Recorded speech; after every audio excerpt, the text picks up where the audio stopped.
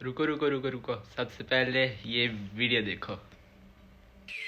सुबह का वक्त है। मिट्टी के चूल्हे में से लगातार धुआं उठ रहा है और चूल्हे के आगे बैठी बहू रोटी बना रही है। दोनों बच्चे रानी और निशु स्कूल के लिए तैयार हो रहे हैं। थोड़े दिन में दिवाली का त्योहार आने वाला है, इसलिए बच्चों के मन में नए पटाखे, मिठाइयाँ, कपड़े मिलने की उम्मीद लगी हुई है। रानी दीदी, थोड़े दिनों में दिवाली आने वाली है। पिताजी ने कहा है कि वो हमें दिवाली पर ढेर सारे पटाखे दिलाएंगे, नए नए कपड़े भी दिलाएंगे और माँ हमारे लिए मीठे मीठे पकवान बनाएगी। इस बार तो हमारे घर में भी दिवाली अच्छी तरह मनेगी ना? हाँ मेरे भाई निशु, इस बार हम लोग भी धूमधाम से दिवाली मनाएंगे। अपने दोनों बच्चों की बातों को चूल्हे के पास बैठी रूखा सूखा बना रही उनकी गरीब माँ रीता सुन रही थी और दुखी होकर दिल के अंदर से कहती है, हे माता लक्ष्मी, मेरे दोनों बच्चों के दिल में दीपावली को लेकर कितनी उम्मीदें लगी हुई हैं। डरती हूँ कहीं इस बार भी उनकी खुशियों भरी उम्मीद टूट न जाए। माँ खाना बना दिया तो दे दो, और माँ पैसे भी दे देना। मास्टरनी जी ने हर एक बच्चों से दीपावली की सजावट के लिए 100 रुपए मंगवाए हैं। दे दूंगी मेरे बच्चों, पर आज नहीं है। पिताजी को मालिक ने पैसे दिए नहीं, 1-2 दिन में दे देंगे तो मैं दे दूंगी। लेकिन मम्मी, अगर आज पैसे नहीं दिए तो मास्टरनी जी हमको क्लास में नहीं घुसने देंगी। वो बहुत खड़ूस है। उन्होंने कहा भी था कि सोमवार को सभी बच्चों को सजावट के सामान के लिए पैसे जमा करने हैं। अपने दोनों बच्चों के भोले चेहरे को देखकर भर्राई आंखों से वो बोलता है, पता नहीं लक्ष्मी माता कैसा दिन दिखा रही है। साल भर का त्योहार भी सिर पर आ गया है और दिवाली के चलते काम धंधे का बुरा हाल है। इस बार त्योहार की जरूरतें और खर्च कैसे पूरे होंगे? अजी, लक्ष्मी माता पर भरोसा रखिए, वो हमारी हर जरूरत को पूरा करेंगी। मैंने आपकी रोटी भी बांध दी है, आप भी काम पर चले जाइए। अच्छा ठीक है, जाता हूँ। बच्चों और पति को काम पर भेजकर रीता अपने घर के हालातों को देखकर चिंता में चौखट पर बैठी होती है। तभी सास पार्वती उसके पास आती है। बहू, मैं जानती हूँ घर की परिस्थितियों के चलते तुझे चिंता सता रही है, लेकिन तू केवल अपनी लक्ष्मी माता पर भरोसा रख। अब तक उन्होंने बेड़ा पार लगाया है, आगे भी वही बेड़ा पार लगाएंगे। अच्छा चल, बैठे बैठे क्या कर रहे हैं? दिवाली की सफाई शुरू कर लेते हैं। कार्तिक का महीना भी शुरू हो चुका है। दिवाली के त्योहार में गिनकर थोड़े ही दिन रह गए हैं। जी माँ जी। दोनों सास बहू अपने कच्चे कमजोर से घर की साफ सफाई करने लग जाती हैं। उधर फैक्ट्री में अनिल भारी भारी मशीन उठाकर रख रहा होता है। मालिक उस पर चिल्ला रहा होता है, अरे ओ कामचोर, तू फिर बैठ गया? नजर हटती नहीं कि तुम मजदूर लोग सुस्ती मुर्गी बन जाते हो।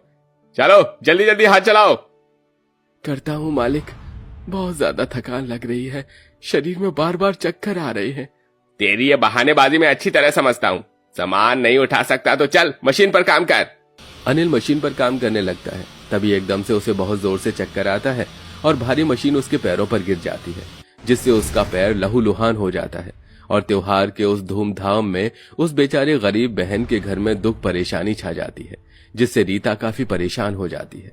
जैसे तैसे भी घर की रोटी तो चल ही रही थी जब तक ये काम कर रहे थे। अब किस तरह हम गरीबों का त्योहार मनेगा? ऊपर वाला भी बड़ा निर्दयी है। बहू से अमीरों का अच्छा खाना कमाना तो मंजूर है, लेकिन गरीबों की रूखी सूखी रोटी खाना भी उससे देखा नहीं जाता है। तभी तो इतने दुख देता है। आज 4 दिन हो गए मेरे बेटे की ऐसी हालत हुई, एक बार का भी मालिक हालचाल पूछने भी नहीं आया इसका। ये पैसे वाले लोग होते ही ऐसे हैं, पैसों से अमीर, दिल से गरीब, केवल काम के भूखे होते हैं। सास अभी ऐसा बोल ही रही होती है कि तभी एक आदमी खबर लेकर आता है कि अनिल को नौकरी से निकाल दिया गया है। बदले में फैक्ट्री से एक पैसा भी अनिल को नहीं मिलता। गरीबी भरी उस हालत में पूरा परिवार नमक पानी पीकर किसी तरह दिन काटता है। तभी एक दिन सुबह सुबह भूख से बेटा निशु उल्टी करने लगता है। निशु, मेरा बच्चा क्या हो गया तुझको? तो तू ठीक तो है ना? ओह माँ जी, देखी ना क्या हो गया है मेरे बच्चे को, इतनी ज्यादा उल्टी क्यों कर रहा है? बच्चों ने इतने दिनों से कुछ भी खाया नहीं, ना ही पिया। बहू तो यही होगा ना। तभी भूख से मचलते हुए रानी भी खाना मांगती है। उसकी आंखों में भूख से आंसू भरे थे। माँ, कुछ खाने को दे दो, बहुत भूख लगी है। क्या दूं मेरे बच्चों, घर में अनाज का एक दाना भी नहीं है। माँ चलो ना, संजय मामा जी के घर चलते हैं। वो तो कितने ज्यादा अमीर हैं। इस साल हम दीपावली का त्योहार उन्हीं के घर में मना लेंगे। उनका घर भी कितना बड़ा है।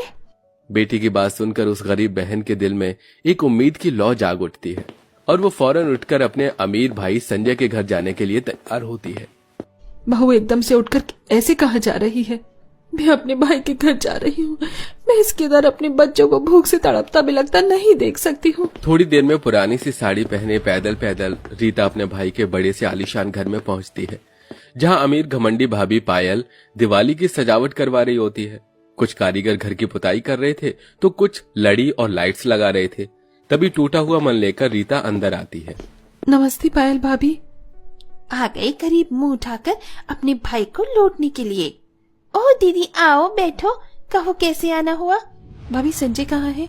मुझे उससे बहुत जरूरी काम था।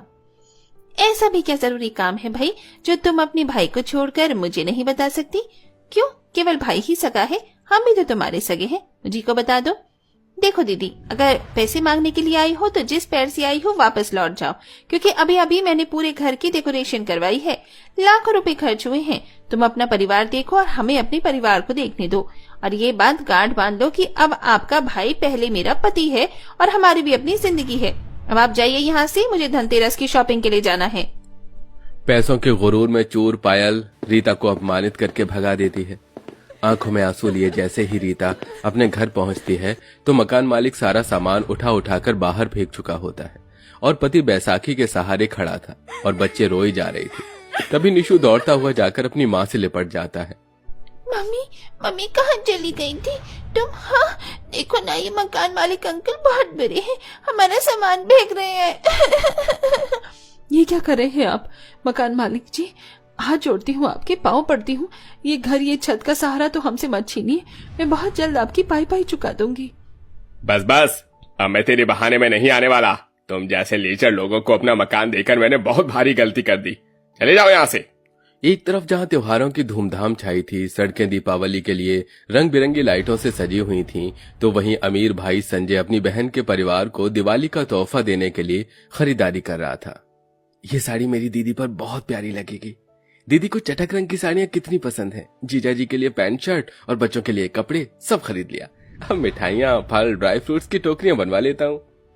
जहां अमीर भाई खुशी भरे दिल से अपनी गरीब बहन को दिवाली देने के लिए ढेरों उपहार खरीद रहा था, तो वहीं गरीब बहन अपने परिवार के साथ दिवाली के उस त्योहार के बीच दर दर की ठोकर खा रही थी और गरीब हाल उनको झुग्गी में ले आती है। परिवार पालने के लिए रीता एक फैक्ट्री में मजदूरी करने लगती है। देखते ही देखते 15 दिन बीत जाते हैं। अपने मिलनसार स्वभाव के चलते वो सभी मजदूरों से घुल मिल जाती है। माला बहन, मेरा काम खत्म हो गया, मैं घर जा रही हूँ। मेरे बच्चे इंतजार कर रहे होंगे। तभी माला कहती है, अरे तू बावली है क्या? आज दिवाली है, फैक्ट्री के साहब आने वाले हैं। पता है हर साल वो दिवाली पर मजदूरों को ढेर सारी मिठाइयाँ और कंबल और बहुत सी अच्छी अच्छी चीजें बांटते हैं, तो तू भी लेकर जाना। लेकिन मैं तो अभी हाल ही में काम पर लगी हूँ और दिवाली का तोहफा तो उनके लिए होता है जो पूरे साल काम करते हैं, तो मुझे कैसे मिलेगा? अरे हमारे मालिक बहुत ही भले दिल वाले हैं। तो रुक, देख आ गए मालिक। जैसे ही रीता अपने अमीर भाई को सूट बूट में देखती है तो पल्ला करके दिवाली का बोनस लिए बिना ही वहां से चली जाती है। लेकिन संजय उसे देख लेता है। उसकी आंखों में आंसू होते हैं। दिवाली का दिन भी आ जाता है, लेकिन गरीब बहन के घर में कोई रौनक नहीं थी। तभी अमीर भाई कई सारे उपहार, मिठाइयां, फल, कपड़े लेकर गरीब बहन के दरवाजे पर आता है। दोनों बच्चों के मुरझाए से चेहरे खुशी से खिल उठते हैं। मामा जी आ गए, मामा जी आ गए, मामा जी आ गए। माँ देखो, मामा जी आए हैं और हमारे लिए दिवाली के कितने सारे गिफ्ट, मिठाइयाँ लेकर आए हैं। दोनों भाई कुछ पल के लिए एक दूसरे को निहारते रह जाते हैं। उनकी आंखों में बहते आंसू थमने का नाम नहीं ले रहे थे। अपने भाई को एक पल में इतना पराया कर दिया कि अपने सुख तो दूर, अपने गम, अपने दर्द में भी नहीं बांट सके। ये धन दौलत अमीरी मेरे किस काम की, जो मेरे होते हुए मेरी गरीब बहन, मेरे मासूम भांजे भांजी दिवाली के दिन दुखी उदास रहे हैं। ये सुनकर गरीब बहू अपने भाई को गले लगाकर फूट फूट कर रोने लगती है। भैया मैं आई थी तुम्हारे दरवाजे पर, लेकिन क्या बताऊं। मैं सब जान गया हूँ। दीदी और पायल अपनी गलती की माफी मांगने आई हैं। मैं उसे अपने साथ नहीं लाया, वो खुद अपनी मर्जी से आई हैं। दीदी मुझे माफ कर दो, मैंने आपको चोट पहुंचाया। हैप्पी दिवाली दीदी। बिगड़े हुए रिश्ते दिवाली के उस दिन बदल चुके थे। सास पार्वती घर आई, अपने बहू के भाई का आदर सम्मान करती है। मैं नाश्ते पानी की व्यवस्था करती हूँ, खाना खाकर जाना संजय बेटा। बिल्कुल माँ जी, आज तो मैं खास आपके हाथों से बने दिवाली के पकवान खाऊंगा। अंत में पूरा परिवार मिलजुल कर हंसी खुशी दीपावली का त्योहार मनाते हैं, एक दूसरे को मिठाइयां खिलाते हैं, घी के दिए जलाते हैं। वेल दोस्तों, अगर आप दिवाली पर किसी को गिफ्ट देते हैं तो क्या आप मिठाई देते हैं या कोई और गिफ्ट? कमेंट करके जरूर बताइएगा।